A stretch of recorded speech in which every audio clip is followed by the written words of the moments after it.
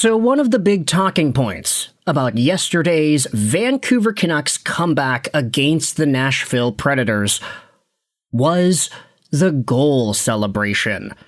The fact that when Filip Hronek tied the game up late, you saw a celly that included 6 Vancouver Canucks on the ice. Zeev Buium, Filip Hronek, Elias Pettersson, Drew O'Connor, Liam Ogren, and Brock Besser. And all of these guys were so happy. There was a level of joy in the Vancouver Canucks going out there and celebrating that I don't think we had seen in months with this team.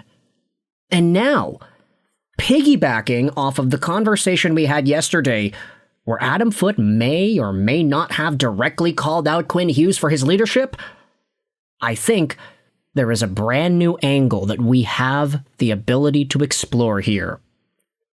Take a look at this article that was posted by Ben Kuzma on The Province 2 days ago. How for the Canucks, the task right now is to set the right culture for years to come. Here's a reply from Jabo Vancouver that I thought was interesting to take a look at. This was from yesterday. Responding to Ben Kuzma's article, fans look back at Hughes, Petey, Miller, and Horvat, and they wonder how they didn't win. But when you really look back at it, do you ever remember a time where you really felt that group enjoyed playing together? Where they played for each other and not for themselves? I don't. Now, that's a really bold claim. To say that a group of a Vancouver Canucks team that was held together by this core, a core that persisted for, let's say, 4 years or so, the idea that these guys never once played for each other, that's a pretty hot take. Now, for what it's worth, Brady goes out there and says, hey, the 2019 season and the bubble, that's really it. The last time it looked like these guys were playing for each other. When Tyler Mott and Jay Beagle were going out there and doing some pretty good work on the PK, when Toffoli, Tanev, and Markstrom were all here, even the 23-24 year, you couldn't really get that sense that the guys were playing for each other because there was this entire narrative bubbling around about Elias Pettersson, and then Andrei Kuzmenko got kicked out, and Elias Lindholm came in, and it was like, okay, this is the team. They're a good team, but something feels a little bit off. Now, take a look at what Thomas Drance replied to in regards to this Twitter thread. He said, bingo. Drance, of course, one of the main guys who is paid to analyze the Vancouver Canucks, saying, yeah, he doesn't remember a time where they played for each other and not for themselves. Jabo Vancouver said, and you, Thomas, got to witness it up close and at practices. They were always a couple of pieces away, but the pieces they did have, some very good pieces, never seemed close. They never seemed to embrace playing for each other, and it permeated throughout the lineup. Yup, Drance said. And I'd add that the pieces they were short were not small pieces. Another elite offensive winger and probably another top pair caliber D. For sure, I would have said a D that could have anchored the second pairing and drove play, or someone to push Hronek down to your number 3. They also never had a true sniper on the wing, someone you knew you could count on offensively against elite competition. The Vancouver Canucks back in the 23-24 days, despite the fact that they did have themselves a good result, didn't necessarily feel like that level of a team. They didn't have the same camaraderie that we're seeing out of teams like Florida. They didn't seem like a crew that was fully committed to being for each other. They just played hockey. And Quinn Hughes did his dangles, and JT Miller scored his goals and whatnot. And then Bo Horvat got traded and everything was different. Now, this is why, when we take a look at the goal celebration from yesterday, this new group of Vancouver Canucks guys that are all together and they're all contributing to a tying moment against Nashville, to see the happiness from this group of guys, it's a totally different feeling. And this is what Adam Foote went out there and said about that situation here.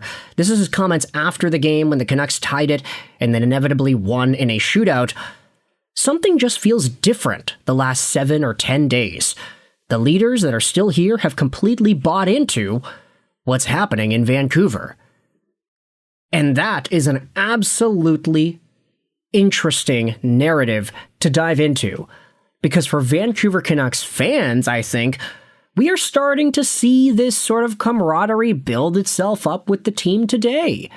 We are seeing veteran guys be placed in positions where they are leading the team and they are, quote unquote, fixing problems without any external intervention.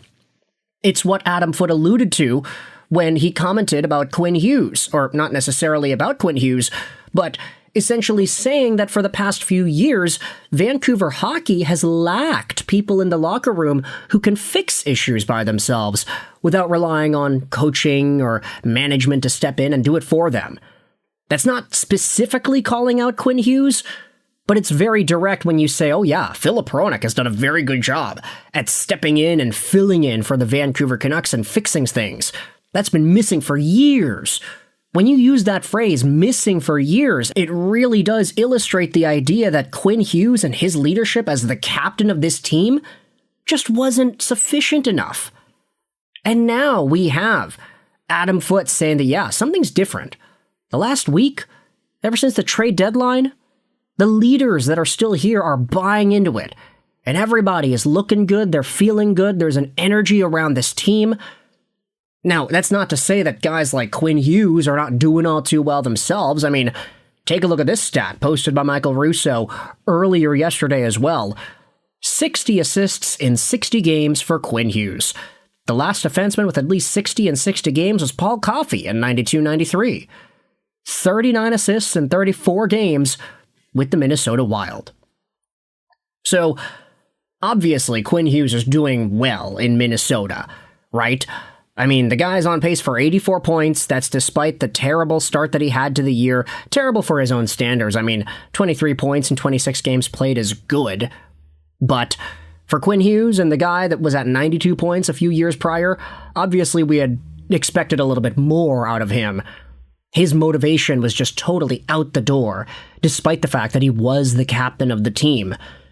But now, thinking about the retrospective dynamics on the team between guys like Hughes and Pettersson and Miller and Horvat, comparing that with the energy that we are seeing right now after a goal, after a game-tying moment, like we had seen last night, it's not even like, oh, they're going to go out there and they're going to start winning games. It's just that when they do win, you see a level of excitement that we haven't seen maybe in years for this team.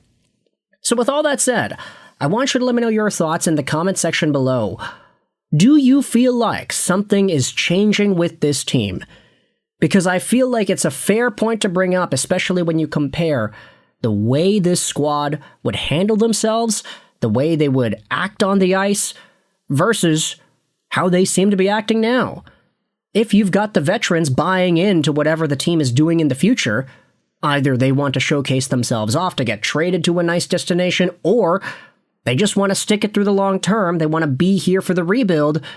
That's an entire other conversation, but you can let me know your thoughts in the comment section below. How do you feel about the Vancouver Canucks now, taking a look at their leadership and taking a look at the player dynamics? Let me know your thoughts in the comment section below. I hope you enjoyed this video. Sign on, and bye.